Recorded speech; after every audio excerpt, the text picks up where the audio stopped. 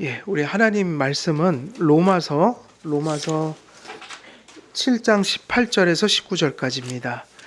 로마서 7장 18절에서 19절까지 말씀입니다. 우리 함께 읽도록 하겠습니다. 18절에서 19절 함께 읽겠습니다. 시작.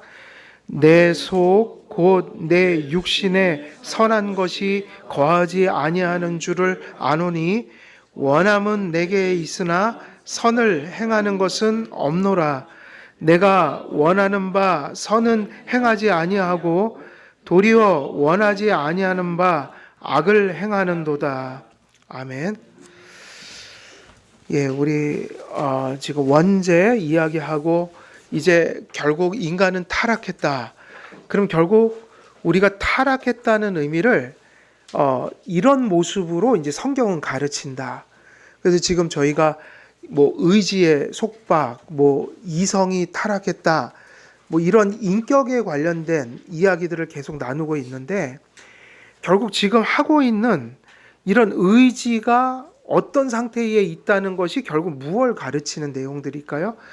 이게 바로 우리가 타락을 했다고 할 때 성경이 우리에게 타락한 상태를 이러한 상태라고 가르쳐 주는 것을 이런 방식으로 지금 교리적으로 이야기를 하고 있는 겁니다.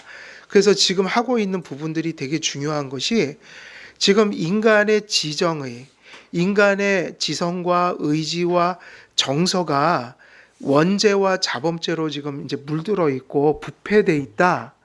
그러면 우리가 이러한 방식으로 죄를 이해하는 것이 성경이 우리에게 가르쳐준 아담 안에서 타락한 자들은 이렇게 죄인이 됐다라고 하는 것을 바르게 이해하는 그 내용들인 것이에요. 그래서 이러한 교리가 정립되어 있지 않으면 타락 또한 어떤 식으로 인식을 할까요?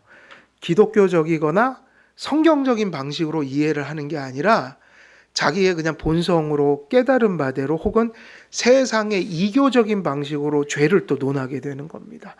그래서 우리가 이 인간의 지정의 영혼, 그 안에 하나님 형상이 파괴됨으로 인해서 지정의의 어떤 일들이 벌어졌다.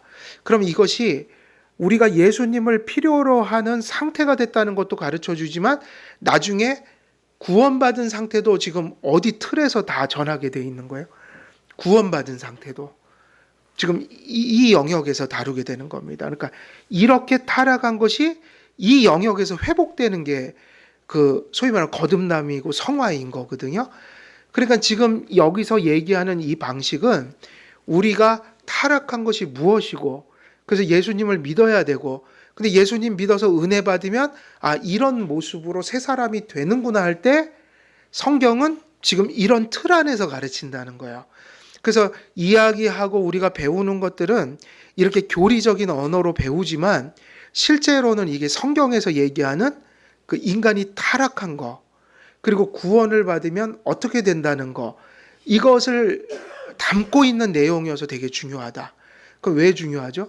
우리가 이걸 알아야 내가 타락한 존재라는 걸 알아서 예수님을 믿게 되고 회개하게 되고 또 이것을 알아야 거듭난 것은 이런 것을 가지고 얘기하는 거구나. 우리가 하나님께 예수님을 믿고 하나님이 새 생명을 주시면 우리 안에 이런 변화가 일어나는구나. 이거를 이 틀 안에서 가르치니까 이것이 배울 때는 좀 교리적인 틀에서 배우지만 삶의 직면에서는 내가 죄인인 걸 깨닫고 또 거듭난 거를 인식하고 또 그런 자들이 어떤 방식으로 내 믿음을, 선행을, 노력을 이해하면서 살아야 되는가 이런 것들을 다 담고 있어서 이런 교리들이 결국은 뭐를 결정하는 거예요? 그 사람의 실천 생활을 규정하게 되는 거예요. 그러니까 똑같이 선행을 해도 그 선행을 이해하는 게 다 다르잖아요. 그래서 선행을 우리가 착한 일을 해야 된다는 건 다 알고 성도님들도 착하게 살려고 노력하고 불신자들도 어떻게 살아야 된다는 거 다 알아요? 착하게 살아야 된다. 근데 그 선행이라는 걸 천주교가 다르고 개신교가 다르고 선행이라는 것이 그리스도를 믿는 사람 다르고 또 이교도들이 다르고 뭐 타종교인들이 다르고, 그러니까 이게 전혀 같은 영역을 다르게 해석하고 있다고요. 그래서 이런 부분들이 상당히 중요해진다. 이것은 우리가 하나님 앞에 믿어야지, 그리고 거듭나야지, 그리고 거듭났다면 주님 뜻대로 살아야지 할 때 그 삶 자체를 다 어떻게 이해하면서 가야 되는지를 가르쳐 주고 있는 내용들이다. 그래서 여기서는 지금 뭐를 강조하고 있는 거예요? 타락한 상태가 어떤 상태라는 것을 초점을 맞추는데, 또 뒤에 가면은 구원받은 상태가 어떤 상태라는 걸 또 얘기할 때 이 틀 속에서 얘기를 하게 되는 거예요. 왜냐하면 이 영역에서 일어난 일이기 때문에 여기서 일어난 일들이 해결되는 게 구원이거든요. 그래서 되게 중요한 내용을 담고 있습니다. 그래서 우리가 지난 시간에 그 노예 의지에 대해서 좀 말씀을 드렸는데, 두 번째 문단으로 이제 들어갈 차례죠. 두 번째 문단을 보면, 그렇다면 타락 후 인간에게 자유가 박탈되었는가? 박탈되었다면 어느 정도 박탈되었는가? 이게 중요한 거예요. 그러니까 저희들이 예수님 외에는 구원받을 길이 없습니다. 저는 전적으로 타락한 죄인이고 하나님 지옥에 갈 수밖에 없는 죄인입니다. 제 안에 선한 것이 없습니다라고 고백할 때 결국 뭐를 고백하는 거냐면, 우리는 철저히 뭐를 박탈당한 존재라는 거예요. 자유요. 그리고 이 자유를 박탈당했다고 할 때 약간 오해가 있는 거죠. 구원받지 못한 사람도 착한 일을 해요, 안 해요? 하니까 헷갈려지는 거라고요. 그러니까 이걸 얘기하죠. 그 남아있는 게 뭐를 의미하냐? 이걸 묻는 거예요. 그러면 자유가 박탈되었다는 건 어떤 면에서 박탈되었냐면, 우리에게 지정의가 없어진 걸 의미할까요? 지금도 여러분이 원해서 모든 걸 하는 거예요. 불신자들도 모든 것을 의지라는 인격에 따라서 그들은 살고 있어요. 하다못해 죄가 아닌 것도 다 의지가 있어야지 하거든요.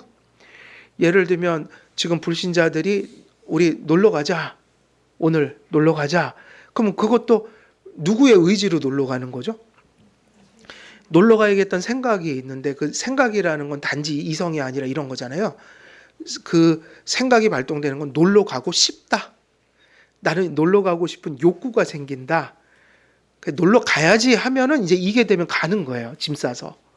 놀러 가야지. 그럼 요게 뭐죠? 요게 의지잖아요. 이걸 우리는 뭐라고 하죠? 인격이라고 얘기한다고요. 놀러 가는 것은 누구의 인격이 있어야만 가는 거예요. 그죠? 의지, 생각하고 가고 싶고 가기로 결단할 때 행동으로 가는 거죠. 우리가 살아가는 모든, 아까 오전에 얘기했지만 비타, 생명 활동은 다 우리에게 나오는 거는 생각과 의지로 다 하는 거예요.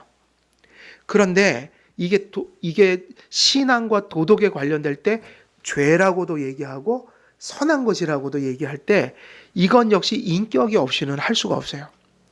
죄를 짓는 거는 항상 무엇이 있어야만 짓는 거예요? 인격이 뭐죠? 의. 그러면 지금 누군가가 죄를 짓고 있다. 나쁜 행동을 했다. 지금도 어디선가는 하루에 살인사건이 한두 건씩 나잖아요. 누군가 누굴 죽여요. 그러면 그게 지금 손으로 죽이고 흉기로 죽이지만 사실은 책임을 묻는단 말이에요. 물리적인 행동이 아니란 말이에요. 그 사람에게 의도적으로 사람을 가해하는 거는 뭐가 발동이 될 때 일어나는 일이에요. 생각을 하고 죽여야지.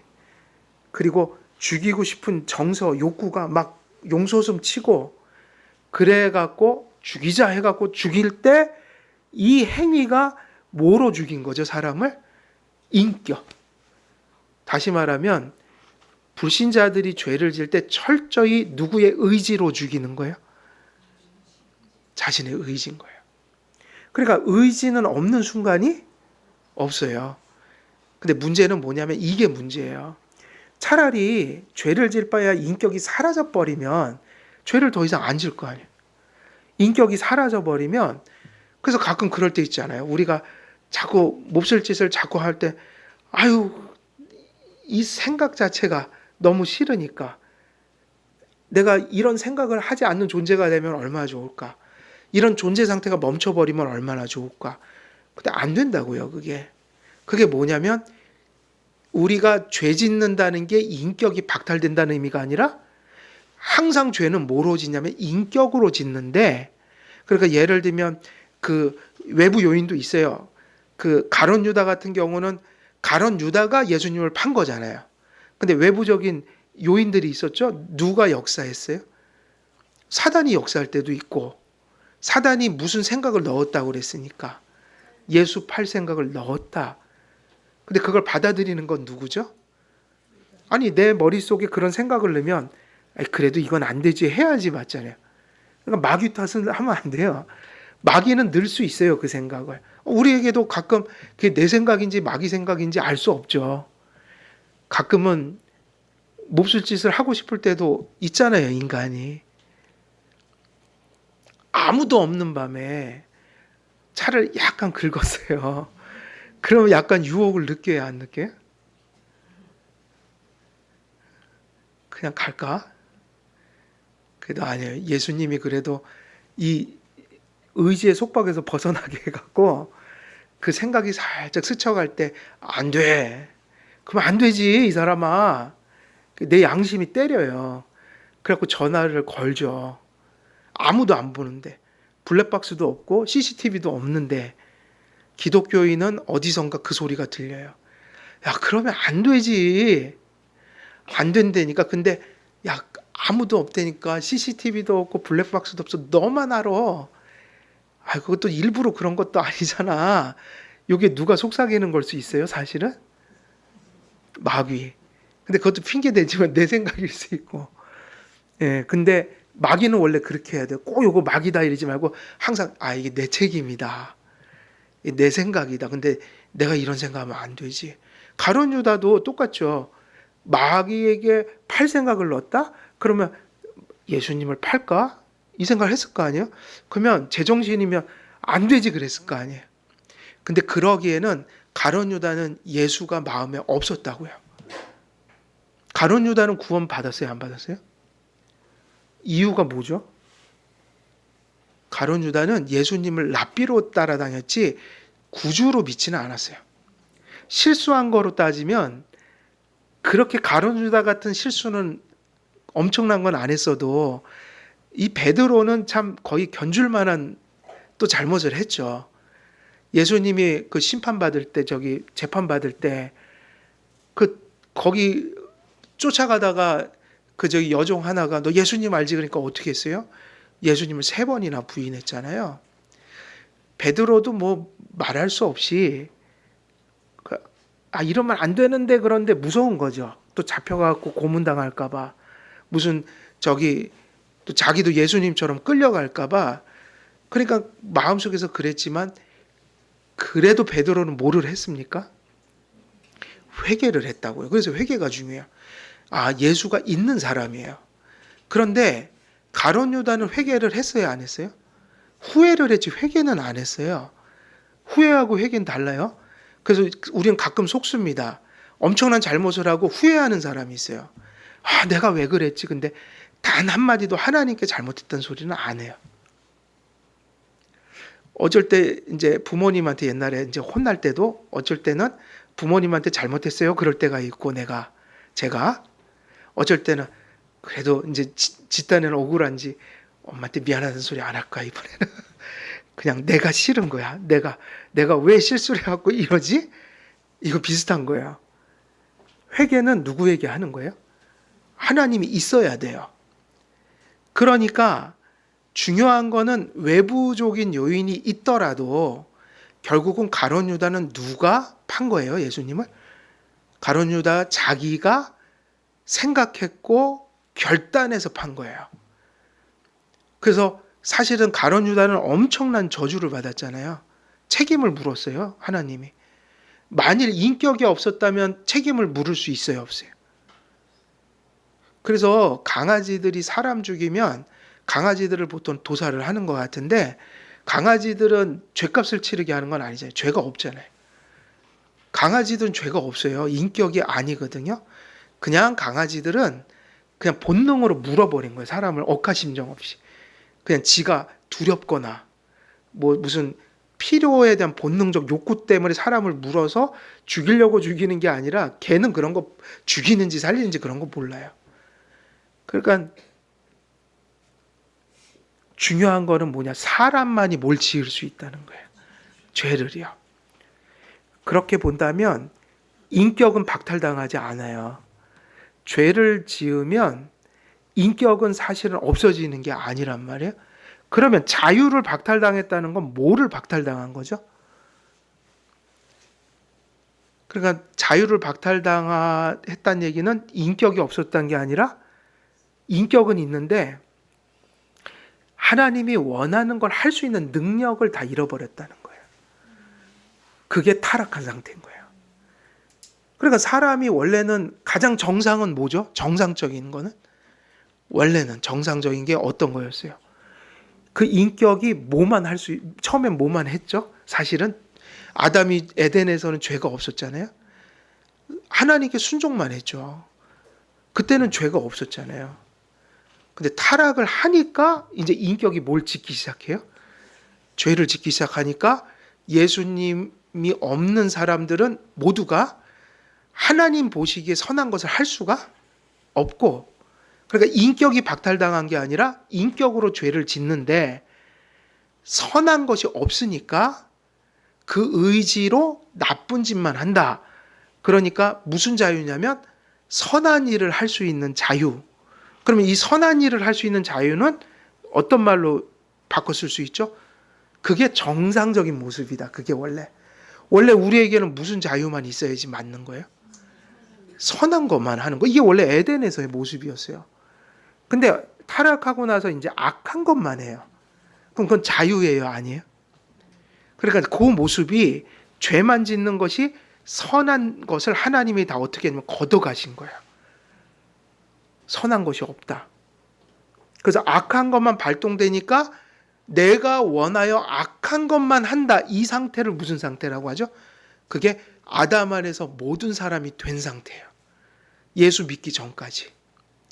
그럼 예수님을 믿었어요? 그러면 무슨 일이 벌어지죠? 이제 은총을 받잖아요. 그러니까 의지 속에 뭐가 들어와요? 선한 것이. 그러니까 선한 걸 하죠. 근데 안타깝게도 이 땅에서는 선한 의지도 나타나면서 모두 나타나요. 아직은 여죄가 있으니까 또 어쩔 때는 안 될 때가 있어요. 선한 게. 요게 지금 싸움이에요. 요게 지금 성도의 모습이에요. 그래서 사도 바울이 오호라 공고한 사람이라 그랬던 거예요. 근데 천국 가면 어떻게 될까요? 그때는 이런 불완전한 자유가 아니라 완전한 자유를 누려요. 무슨 얘기냐면 죄 자체를 이제 천국에서는 경험할 수가 없어요. 죄를 짓고 싶어도 지을 수가 없어요. 그런 상태가 되면 얼마나 좋을까요? 천국에 가서, 그래서 오전에도 말씀드렸지만 이 땅에서 죽는 거는 아픔이기도 하지만 어쩌면 떠나고 나면 그게 제일 편한 거예요. 제일 즐거운 거예요. 상상을 해보세요. 저는 그런 상상을 하거든요.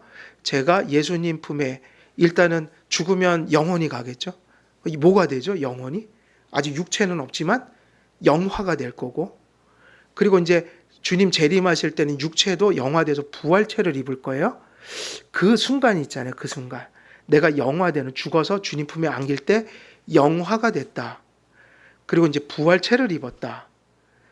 그러면 그 변화된 그거 있죠. 내가 나를 느끼는 나, 내가 경험하는 나. 이것이 이 땅에서는 상상을 할 수가 없는 거예요.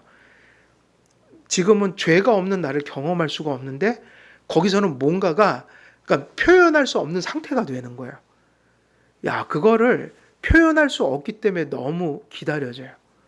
그게 대단한 걸 것 같다. 야, 그거 경험할 때 어떤 느낌이야? 또 이제 이런 거 육체 부활을 할 거 아니에요? 천국에 살다가. 그럼 육체를 덧입을 때 주님이 부활시킬 때 그 순간이 있죠. 그 바뀌어지는 순간에 나는 또 어떤 느낌을 가질까? 야, 그거는 진짜 어마어마한 건데. 그래갖고 C.S. 루이스가 그런 얘기도 했단 말이에요. 여기서는 되게 연약한 성도여갖고 맨날 이제 욕먹고 이랬던 성도인데 그분이 어쨌든 믿음을 지키고 죽었어요. 그래갖고 지상에서는 사람들이 다 아우 싫어 싫어 이랬단 말이에요. 근데 그분도 부활해요, 안 해요? 나중에? 하죠? 그럼 부활을 한 거를 그러니까 예를 들면 이제 그분이 뭐 저기 아, 한 분은 예를 들어야 되는데 성씨를 뭐 한 분은 뭐 걸리겠지만 제 걸로 드는 게 제일 나겠네. 박 집사가 있었다. 근데 계속 손가락질 받고 살았다. 그래도 하나님 보실 땐 믿음은 있어갖고 부활을 했다. 그럼 C.S. 루이스는 이렇게 표현했어요. 그가 천국에 먼저 갔어요. 그럼 딱 가서 누가 이렇게 있는데 부활체를 본 거야. 어우 그냥 앞에 가서 무릎을 꿇고 너무 아름답고 영광스러워갖고 인사를 한 거야. 그러니까 박 집사가 아유 김 집사 그거 하지 마. 나 옛날에 박 집사야. 그러니까 아니 박 집사가 어떻게 이렇게 됐어? 예수님이 이렇게 만들어 놓으셨어. 니도 이제 그만 이렇게 될 거야. 그러니까 이게 상상을 초월하는 변화라고요. 이 땅에서는 막 그렇게 연약하고 보잘할 것도 없고 힘든데 일단은 끝까지 그래도 믿음 지키고 부활에 이르잖아요. 그러면 알아볼 수가 없다. 그리고 나라도 막 숭배를 하고 싶은 거예요. 그러면 안 되는데 왜냐하면 지상의 기준에서 보면 왜 천사들한테 막 무릎을 꿇고 막 절하잖아요. 너무 영광스럽게 보여서 그게 성도들의 미래예요. 그게 우리들의 미래라고요. 부활의 신앙을 가지라. 그러니까는 그것을 자꾸 묵상을 하면 야, 그 순간은 너무 좋겠다. 그걸 어떤 면에서 빨리 좀 경험도 해보고 싶다. 그래서 뭐 일부러까지 빨리 갈 필요는 없어도 설사 하나님이 빨리 데려가신다고 해도 야, 손해볼 거 하나도 없겠다. 항상 아픈 건 남은 분들이 아픈 거고 힘든 거예요. 가신 분은 너무 좋은 거예요. 다 이제 끝난 거란 말이에요. 그게 뭐다? 그게 영화다. 그럼 그 상태가 무슨 상태냐면 그 경험할 수 없는 나중에 하나가 내가 나를 봐도 너무 깨끗해진 거예요. 이제는. 도무지 이제는 생각을 내가 왜 이렇게 생각을 하고 있지 지금? 야, 저 땅에선 이게 안 됐는데 이게 되네? 이러고 있는 거예요. 이게 너무 중요한데 그래서 박탈당한 게 뭐라는 것을 아셔야 돼요. 자유라는 건 선한 것을 하는 게 자유지 악한 것을 하는 건 자유가 아니라 망가진 거라고요. 그래서 어느 정도까지 박탈됐는가 물으면 선한 것을 도덕적인 것을 여전히 사람들은 하지만 하나님께 구원받을 만큼 하나님 앞에서의 선한 것을 아무도 할 수가 없게 된 거야. 그러니까 거듭나지 않는 이상은 이걸 못해요. 근데 우리는 지금 부족하지만 성도님들은 이것이 있어요, 없어요? 지금 말씀드린 게. 하나님 앞에서 받으실 만한 것이 있어요, 없어요? 있다고요. 아까 얘기했지만 김 집사가 아무리 욕을 먹어도 믿음이 있는 한은 박 집사라고 그랬죠. 박 집사가 믿음이 있는 한은 우리가 몰라서 그렇지 뭔가는 있다고요. 하나님 보실 때 그래도 2주에 한 번씩 나오셔도 그게 믿음을 가지고 질질 끌고 나오는 믿음인 거예요. 그러니까 그건 귀한 거예요. 그건 하나님밖에 모르셔요. 우리가 판단할 수는 없어요. 그렇다고 2주에 한 번씩 나오면 안 되십니다. 원래 정상은 그런 거예요. 이왕이면 선량한 그리스도인이 되셔야죠. 그래서 그리고 위에서 언급한 두 위험성으로부터 안전하기 위해 우리는 어떤 인식을 해야 하는가? 라는 질문에 칼빈은 이렇게 답합니다. 성경은 타락 후에 사람에게 이게 이제 중요한 관점인데 어떤 선한 것도 남아있지 않다. 근데 불신자들에게 선한 것이 남아있어요? 안 남아있어요? 이면에 있어서는 없단 말이에요. 하나님 앞에서의 믿음의 동기로 믿음 때문에 생명에서 나오는 하나님을 사랑해서 하는 어떤 행위, 믿음 때문에 하는 행위, 이거는 불신자에게 있어요, 없어요? 없죠. 그들은 그저 나의 의를 가지고 할 뿐이에요. 근데 여기는 생명이 없어요. 그런 의미에서 불신자들에게 일종의 그런 하나님의 형상의 흔적이 남아있을지라도 생명에서 나타나는 그런 하나님 앞에서의 선한 것이 존재하지를 않으니까 자신에게 아무것도 남겨지지 않았다는 사실을 깨달을 때 사람은 자기에게 결여된 선과 선이 결여되니까 선한 것을 할 수 있는 마음이 없잖아요. 의지가. 그러니까 그게 뭐를 뺏긴 거예요? 좀 하나님께 순종하고 살 자유를 다 잃어버린 거라고요. 그러니까 순종하고 산다는 건 이게 돼야지 할 거 아니에요. 되어지는 거죠. 그래서 내가 원해서 하는 거지만 그게 돼야지 내가 원할 거 아니에요. 안 된다. 경건한 사람은 자신의 비참을 깨닫고 은총을 의지해서 구원과 회복을 갈망해야 하니까 결국 자유를 뺏긴 선한 것을 하나님 앞에서 할 능력을 빼앗긴 죄인들은 모두 무엇을 받아야 되는 걸까요? 그래서 그 자유를 회복시키고 그 의지와 생각과 그 정서가 하나님 앞에 선한 것으로 발동되게 만드는 것은 그 회복을 뭐가 가져오냐면 오직 은총만이 그것을 회복시켜요. 뭐만이요? 오직 은총. 그래서 종교개혁자들이 오직 은혜로 구원받는다 그랬어요. 오직 은총. 근데 이 은총이 누구 안에만 있죠? 누구 안에만. 그래서 예수님을 영접해야 되는 거죠. 그래서 이러한 교리를 전하는 이유는 우리가 구원과 은총과 회복을 누구에게 갈망시키려고 하나님이 이 말씀을 들려주시는 거예요. 회복하기를. 근데 믿음은 믿음은 들음에서 난다고 했으니까 하나님이 이 교리를 통해서 우리에게 성령이 역사해서 주님을 의지하게 만드신다는 얘기예요. 이것이 바른 길입니다.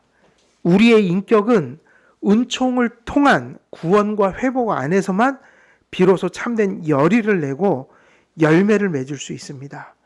그래서 이거 중요하죠? 누가 해야 되는 거예요? 누가? 내가 해야 되는 거 맞죠? 당연하잖아요. 여러분 회개하십시오. 누가 회개하라고 하는 거예요? 여러분 예수님 믿어야 합니다. 누가 믿으라는 얘기예요? 여러분 선한 행동을 하십시오라고 하는 게 누가 해야 돼요? 내가. 그런데 그게 맞는데 그래서 인격적인 건데 그래서 내가 잘못한 것은 책임도 내가 있다고 그랬잖아요. 하지만 잘못한 거에 대한 책임은 나에게 있지만 선한 것을 이룰 수 있는 나의 행동은 오직 무엇만이 그걸 회복시킨다는 얘기예요? 은총만이. 예수 그리스도 안에서만이 이것이 회복되니까 우리는 그것을 공로로 돌리지 않고 하나님의 은혜로 돌린다는 거예요. 그래서 인격의 실제를 인식하면서 그래서 이거 중요합니다. 은혜를 잘못 이해해버리면 인격을 부정해버려요. 내가 할 일이 다 없어져 버리고 내가 한다는 의식도 없고 책임감도 없고 그리고 하나님의 은혜를 마치 그 공중부양하듯이 마치 꿈을 꾸듯이 그런 식으로 이해를 하는데 그게 아니라 은혜가 무엇으로 나타나야 된다는 거죠? 인격으로. 나의 노력, 나의 어떤 선한 고민, 그리고 하나님 앞에 결단. 이게 다 인격이잖아요. 내가 해야 될 일들이에요. 그런 모습으로 은혜를 추구해야 한다. 근데 우리나라에서 은혜를 어떻게 가르쳤냐면 거의 다 신비주의적이거나 은사주의적이거나 인간의 인격성을 부정하는 방식으로. 그 무아지경 되게 좋아하죠. 무아지경. 무아지경 속에 뭐가 된다는 거야. 그럼 미친 거죠, 그게. 인격이 발동이 안 되는 게 뭐 하는 거예요? 미친 거 아니에요. 그게 아니라 인격은 하나님의 은혜는 무엇을 통해서 나타난다고요? 인격적인 것을 통해서. 그러니까 여러분 참된 성도는 모두 열심히 하라고 그랬어요. 노력을 싫어하지 않는다고요. 노력. 그리고 인내도 누가 해야 돼요? 내가 하는데 인내가 되게 은혜예요. 인내. 그리고 신중함 이런 거. 사람들이 은혜 받으면 저절로 된다. 오토매틱하게 된다. 그래서 되게 위험에 빠져요. 뭘 생각하면서 살아야 되는데, 조심하면서 살아야 되는데, 판단하면서 살아야 되는데, 은혜를 그렇게 가르친 거죠. 그냥 은혜 받으면 오토매틱하게 된다, 모든 일들이. 그게 아니잖아요. 모든 걸 동원해야죠. 사고를 동원하고, 노력을 동원하고, 땀을 흘리고, 인내를 하고, 고민을 하고, 이걸 통해서 은혜가 나타나니까 우리가 잊지 말아야 될 게, 개혁주의는 오직 하나님의 주권과 은총이 무엇을 통해서 나타난다고 가르치는 거예요? 인격의 임에서 나타나니까 기독교는 매우 인격적인 종교다. 인격적인 신앙을 가르친다. 내 책임, 내 인격, 이런 것들이 되게 소중한데, 문제는 선한 것일 때 그 선한 인격의 나타남이 무엇을 통해서 가능하냐면 은총으로 그 내 인격이 선한 것을 추구하게 된다. 그러니까 인격을 인정하지만 인격이 선한 것을 할 때 무엇이 원인이 돼서 이렇게 오퍼레이션이 되냐면 은총이야. 그래서 나쁜 것은 그 책임이 돌아오고 나에게 죄를 졌으면 책임을 져야 되죠. 벌 받는단 말이야. 그러나 선한 것을 할 때는 내 공로가 아니고 선한 것은 은총을 통해서 나오는 거니까 내 인격은 맞지만 그 인격이 선한 것에 이른 것은 은총 덕분이다 그러면서 누구에게 감사를 돌려요? 하나님께. 요게 왜 중요하냐면 우리가 열심을 품고 선한 것을 추구합시다 이럴 때 어떤 분은 율법주의에 가 있는 분도 계시고 어떤 분은 알미니안적인 사고에서 그걸 하지만 우리는 이런 마음으로 선을 추구하는 거야. 철저히 하나님 주권과 은혜를 인정하면서 그러나 매우 인격적으로 그것을 추구해가는, 자, 우리가 하나님의 은혜를 받아서 이번에도 어떤 뭐 예를 들면 지금 이제 우리 고등학생들이 있으니까 어떤 학업의 어떤 목표를 이루어야지 할 때 은총을 구할 때 그래 놓고선 하나님의 은혜 주면 다 된다. 그래갖고 제가 보니까 요즘에 이게 공부 방법이에요. 책을 딱 펴놓고 이렇게 해서 머리에다가 이렇게 하면 들어간대요. 이렇게 해갖고 들어간대요.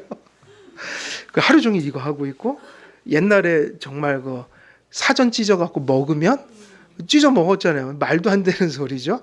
그러면 떨어지는 거야. 그게 되게 비인격적인 행동들이다. 어떻게 하면서 은총을 의지해야 되죠? 노력하고 공부하고 고민하고 인내하면서 할 걸 하면서 은총을 구하고 그 딱 이루어졌다 그러면 누구에게 다 감사를 돌려야 돼요? 하나님이 하셨다 이렇게 해야 되죠.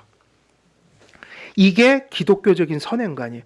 그래서 지금 여기서의 이런 그 교리들이 되게 중요한 것이 이것이 되게 신학생들도 제가 이렇게 질문해 보면 하나님의 은혜와 주권과 의지를 연결시키지 못하는 분들이 되게 많아요. 되게 많습니다. 그러니까 이렇게 가는 거예요. 하나님 주권과 은혜를 얘기하면 인격이 사라져 버리고 또 인격을 얘기하면 은총을 부정하고, 왜냐하면 둘 중에 하나는 죽어야 돼요. 같이 얘기할 수 없다는 거죠. 근데 그게 아니라 우리는 인격성 속에 역사하는 하나님의 주권과 그 은총을 얘기한다. 이게 개혁주의적인 선행관들이에요.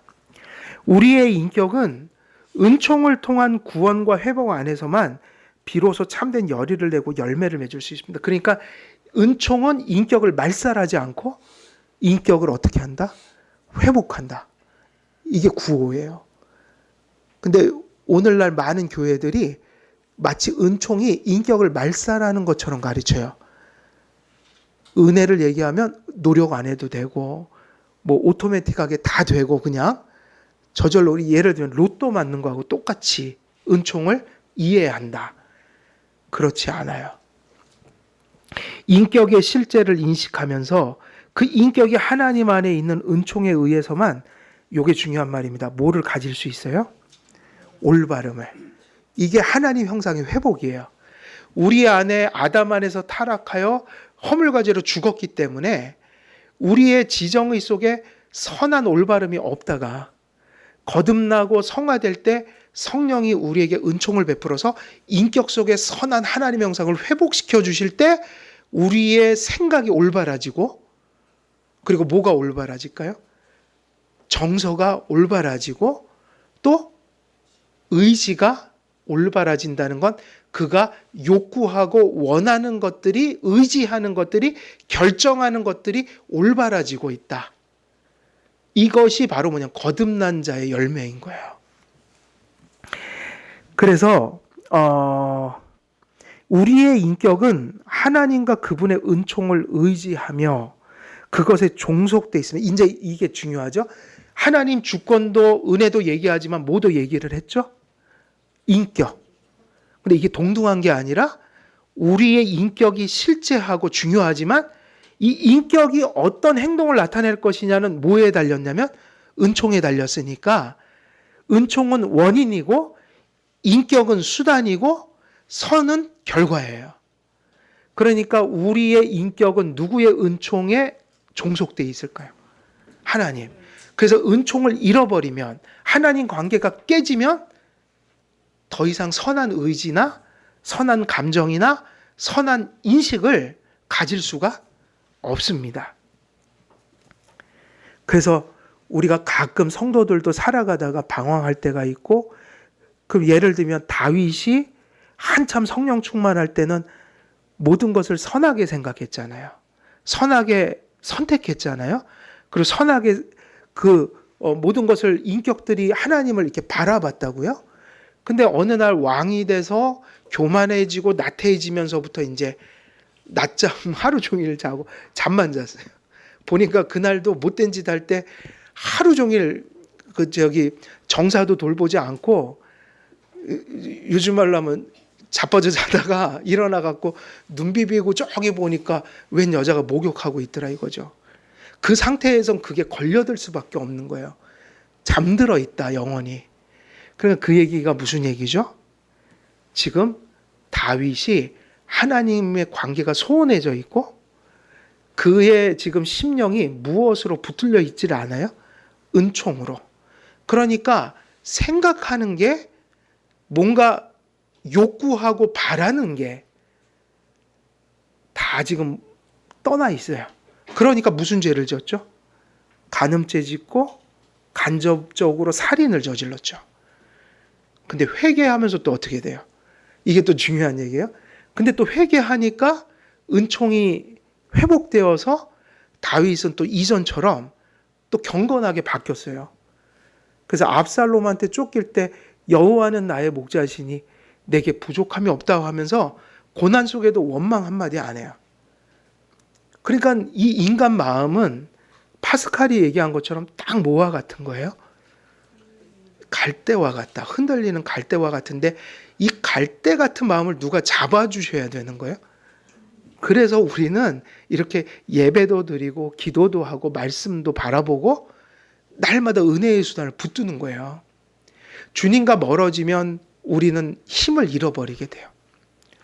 따라서 경건한 지식은 인간의 인격의 실제성에 돌려진 것은 인간성에 타락 전 죄 없고 거룩하고 탁월했던 아담의 인간성에 돌려진 것은 아무것도 없습니다. 성경은 그 하나님의 형상으로 지음을 받은 존재라는 사실만 언급합니다. 그러면 타락하기 전에 아담이 그래도 하나님 앞에 바르게 행할 수 있었던 건 뭐를 그 안에 넣어주셨기 때문이에요? 하나님의 형상을요. 올바름을. 그의 인격을 빛나게 한 것은 하나님께서 주신 뭐라고 부르죠? 그거를 원의. 처음에 창조할 때 오리지널한 의로움을 넣어주셨던 거예요. 근데 타락하면서 이것이 어떻게 됐죠? 거두어졌다. 망가졌다. 죽었다. 구원을 받고 회복 속에 있는 성도들 안에 이게 또 중요하죠. 근데 예수님 믿고 회개하고 용서받고 거듭나면 이 하나님의 형상이 어떻게 될까요? 올바름이 우리의 생각과 의지와 감정 속에서 다시 회복이 된다.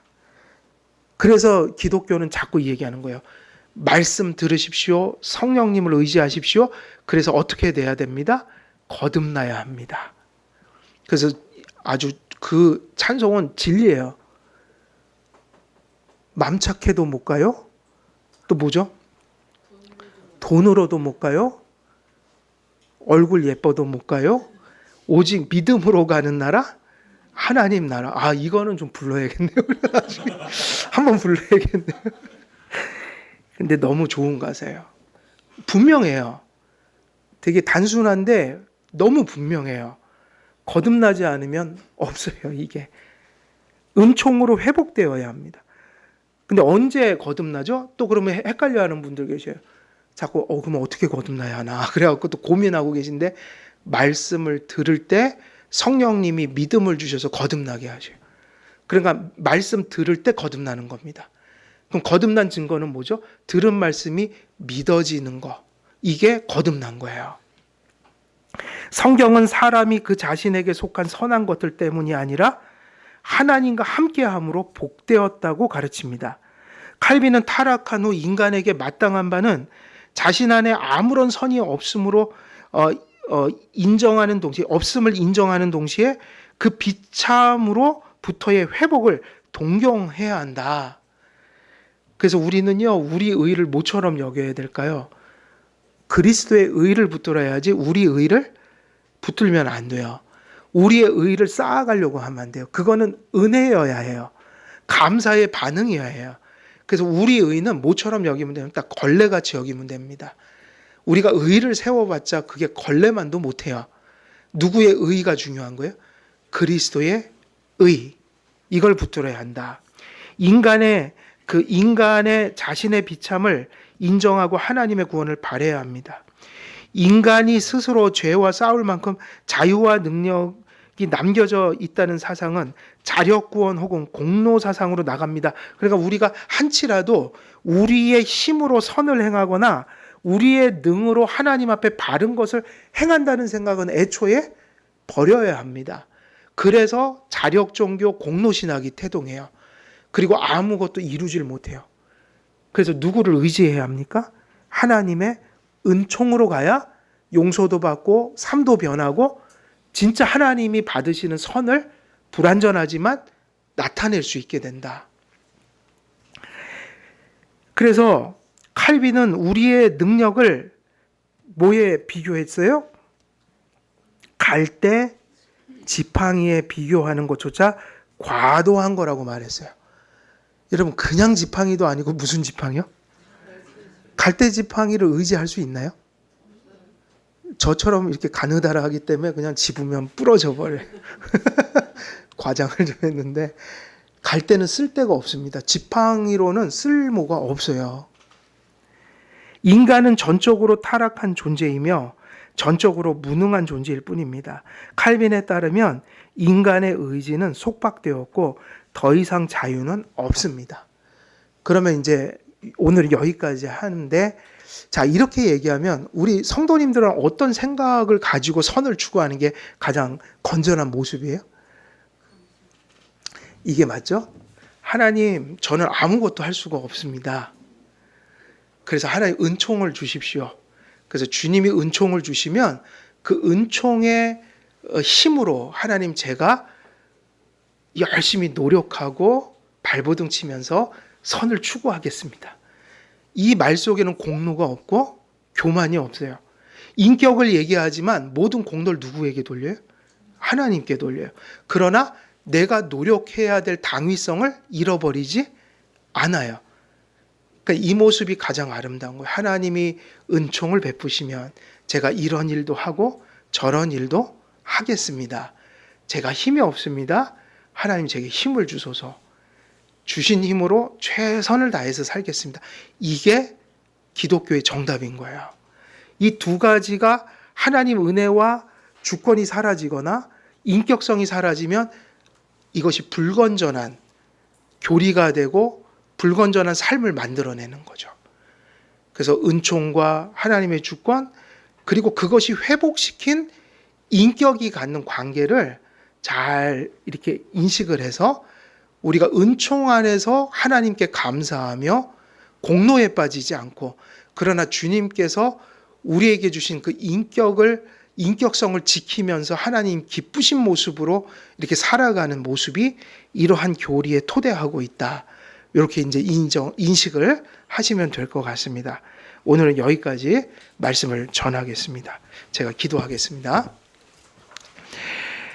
살아계신 하나님 아버지, 오늘도 하나님의 은총과 또 하나님의 그 주권과 또 우리의 인격이 어떤 모습으로 또 관계를 맺는지 성경과 또 참된 교리를 통하여 또 함께 나누었습니다. 언제나 하나님께서 베푸시는 은총을 의지하게 하시고 그 은총으로 회복된 인격으로 하나님의 뜻을 믿고 쫓아가는 또 최선을 다하는 우리의 삶이 되어 주님 보시기에 아름다운 생활을 이루어가고 또 아버지 하나님 보시기에 아름다운 길을 그렇게 만들어가는 우리의 삶이 될 수 있도록 하나님 함께해 주옵소서. 감사드리오며 우리 주 예수 그리스도의 이름으로 기도드리옵나이다. 아멘.